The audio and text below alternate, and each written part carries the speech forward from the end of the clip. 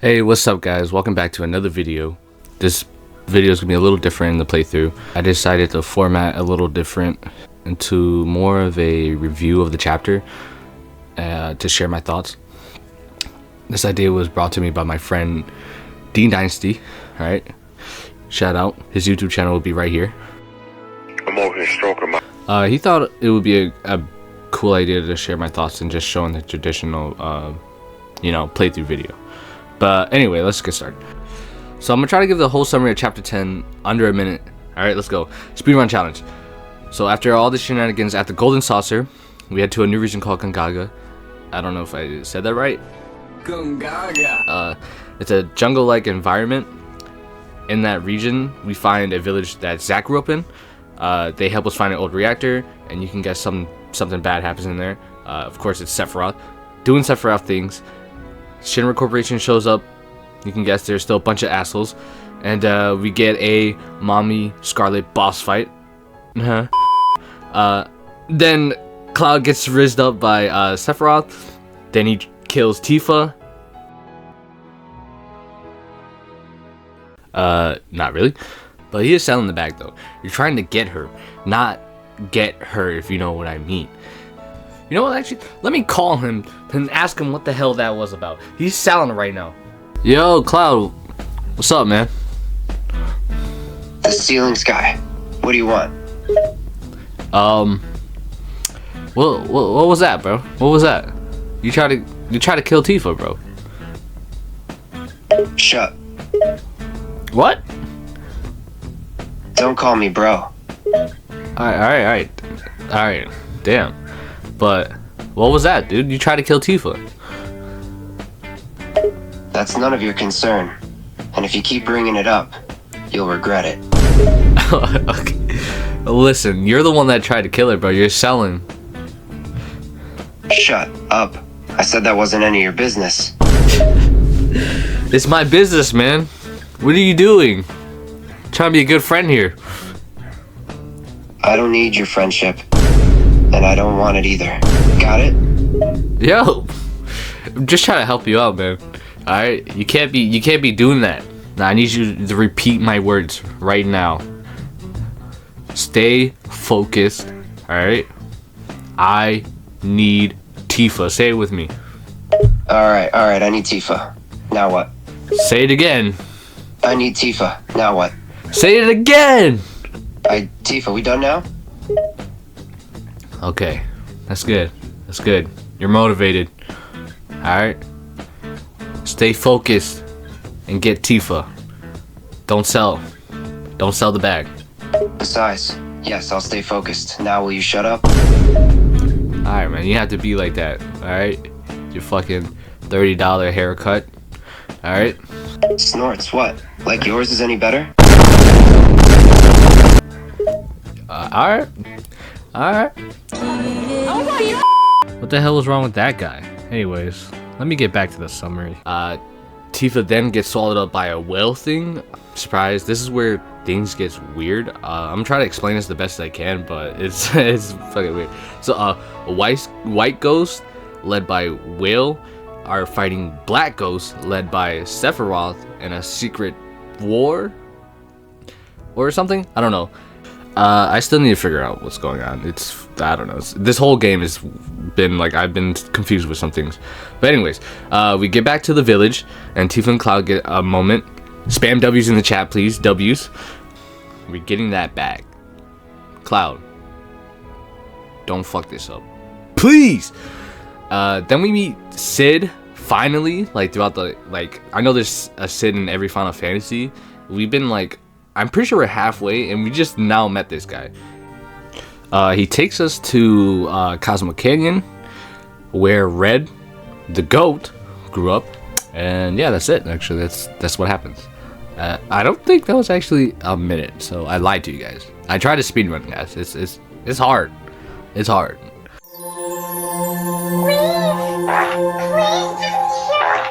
Moving on. What I like most about the story for this chapter was the background information that we got throughout the chapter. We got where Zach came from. We even met his family. They seem to don't know where he is. I assume he's dead, but I don't know, cause apparently, like, obviously we've seen like scenes with him alive, and my theory is that it's a different reality. We're seeing like a different reality where Zach is alive, and maybe it will cross, like, this reality will cross paths with the other reality. But I don't know. I could be wrong, but he's like, there's definitely like a different reality. But anyways, Cloud is like constantly getting he's getting fucked up this chapter. Like, you can tell when he hears things about like the past or anything related to his past, he gets like these weird like headaches and stuff. He's like out of commission. There's a few examples here and right here as well. He also seems to like not remember Zach or anything about him, which is weird because I'm pretty sure they were like pretty close. I think I didn't really play the prelude. What is it? Well, I forgot what it's called. Prelude, prologue? No, it's the prelude. Prequels. Yeah, I didn't play the prequels, so I'm pretty sure they're close. But anyways, in the reactor, Tifa gets swallowed up by the will thing, and we can see her memories with Cloud. Yeah, so in this segment right here, we can we go through like things her and Cloud did when they were children, because I'm pretty sure they're childhood friends. And from what we see, like, she really cares about him, and I guess he did things that like really she remembers very fondly, which is great. W's, all right, spam W's in the chat because Cloud is in. Because I originally thought that she didn't really like him because she was like, she didn't see him for quite a while, right? Obviously, in the beginning of the game, she's asking questions like, where has he been? You know what I'm saying? Like, why didn't he like come back and see her like he promised? Well, at least he's doing it now. We also had a pretty cool boss fight with Scarlet. Mommy? Sorry guys. I don't know what that was. What the fuck was that? Mommy? Oh, something's happening, guys. Mommy! Anyways, I don't know what that was. But yeah, she has the boss fight, the same mech that we fought in the DLC in the first remake when you play as Yuffie infiltrating, which is pretty cool. But it's like she actively changes weapons like the one in the DLC, but it's not the same weapons. This one, it's the other one she had a sword, and this one she has like these fists and guns, which I really thought was pretty cool that they referenced the older DLC boss fight. It's pretty cool. So in terms of gameplay mechanics this chapter, I really like the card they gave us, given by the GOAT Muscle Man. I forgot his name. But yeah, I really thought that this was a really useful and creative way to traverse the desert area. You actually can't use it in the new region, but I messed around, did some side things off screen before the new region, and the car was very helpful. You can't damage enemies with it, but it is faster than the chocobos, which I really like. You can actually still attack from it. They get out pretty quickly, but the main thing I really like is like the speed, and it's a car. I don't really like the chocobos for traversing. You know, that's a very cool thing about this car. And it looks like it kind of reminds me of Lightning McQueen. Ka-chow! Also, Cat Sith. Man, oh man, Cat Sith. I shown last video. I do not like this guy. Okay, first of all, he has a Scouse accent. There's a village up this way. Fancy popping in? Hate it. He's a fucking cat. I hate cats. You know, and you know, I really hate his character throughout the game. I actually don't mind it this next chapter. He also joins the party, and you can use him, of course. And I thought I wouldn't like his gameplay as well, because, you know, I didn't like anything else. But he was actually pretty cool to use. I thought he was gonna be like the second mage of the group.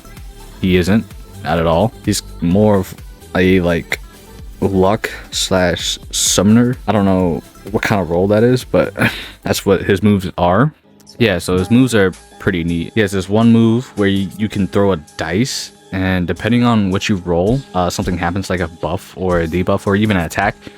And you can actually see the dice. He like throws it on the field. You can, in like the environment, the monsters, or you hitting it affects the dice rolling, which I think is really cool.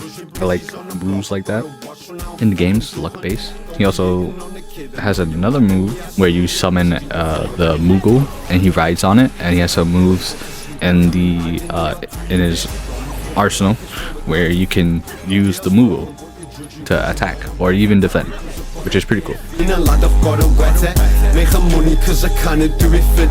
Wacky pee-pee.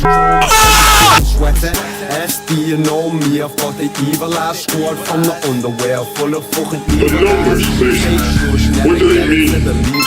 Yes, Daddy. Hey, that's pretty good.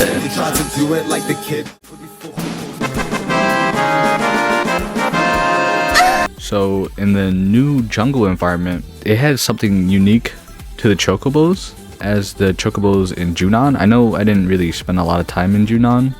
We barely saw like anything out of the story, but there was some point in when I was off screen doing some off screen stuff, you know, side quests, I noticed that chocobos in Junon specifically can run up like cliffs and stuff, the walls.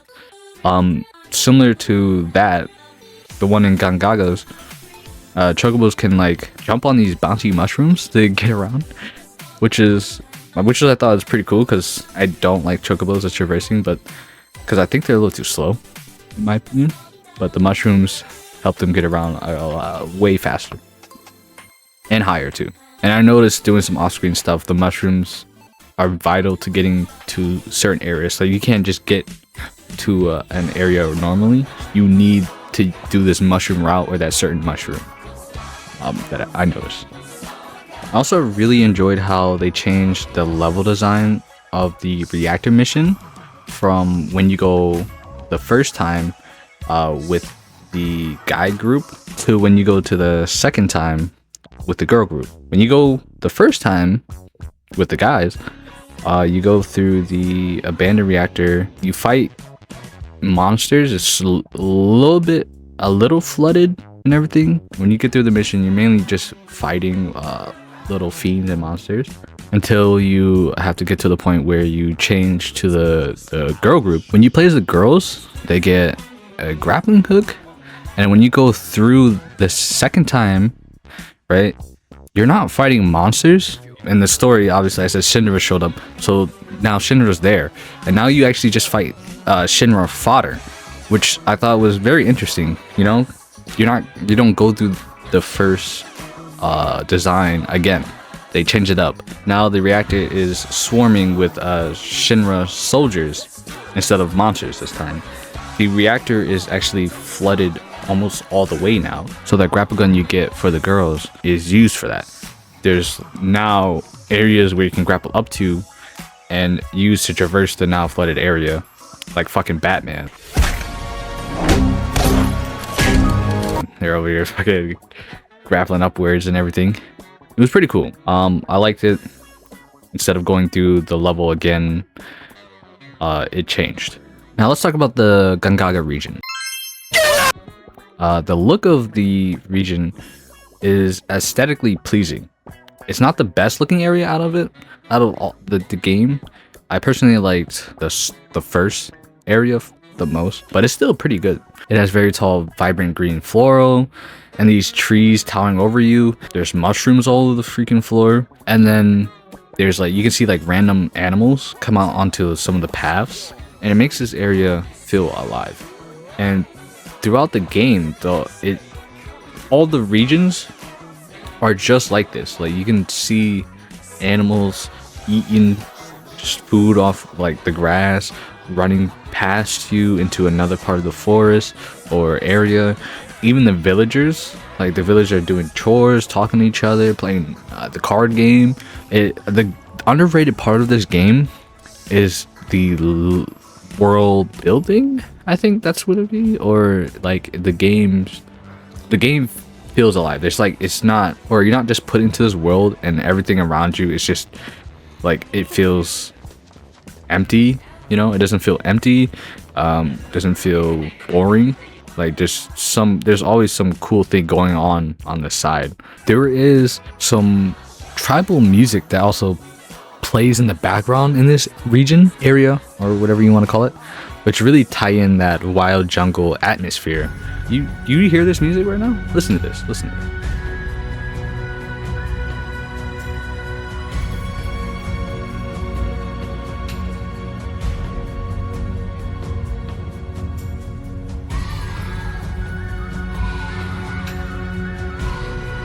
Doesn't it make you want to freaking dance in a fucking circle and just start chanting? Anyways, it's also a very large area. I didn't even explore most of the region before leaving for the Cosmo Canyon. The scale of the game is just huge. Also, like, there's some regions I still haven't explored yet, but the regions that I already went to, as you can see through my playthrough, I didn't really show the map a lot, but on my world map, if I go back to all the areas, there's still some parts of the regions where it's just grayed out. Like, I just haven't explored that part of it yet, and it's fucking crazy, dude. I'm actually halfway through, and it looks like I have 3 areas left. That's fucking crazy, but I'm very excited to explore. So my favorite part of the chapter had to be exploring the region. I think that would always be my favorite part of every chapter. I did do a lot of things off screen. Sorry guys, but there should be too much footage to show. Just going around and looking at the environment while doing side quests, learning the lore, and then just doing side objectives will always be the fun and best part of this game. I would never get tired of doing that. So I'm so excited for the next regions. My final thoughts of this chapter. I thought this chapter was solid. It's not as dramatic as the last chapter, you know, with all the shit with Dyne and Barrett. But it also didn't have all the random stuff, you know, like with the golden saucer where you had to like explore the parts of it and just do mini games, and then you go down to the prison area to do another mini game. You know what I'm saying? And then you get to the fucking dramatic stuff. It was a lot of side stuff about that chapter I didn't like, but this chapter didn't do all that. There was a lot of just story elements, you know. You didn't have to do they didn't put you into no fucking mini games throughout, like in the middle of it, which I enjoyed. It provided good backstory and a good amount of action. So that's my review for the chapter. Yeah, overall it was very good. It wasn't boring, and it kept up with the story instead of veering off into mini games, which is good because I hate mini games, but also, you know, it makes like the story less confusing. You know, if it just starts going off in like random mini games in the middle of the story, you know, people might get confused. I hope you guys enjoyed this video, and if you did, let me know in the comments, or just like the video. It would be very helpful so I can know to stay with this or just do the regular playthrough. But yeah, hope you guys liked it. Like and subscribe to join us Asians, and catch y'all in the next video. Peace.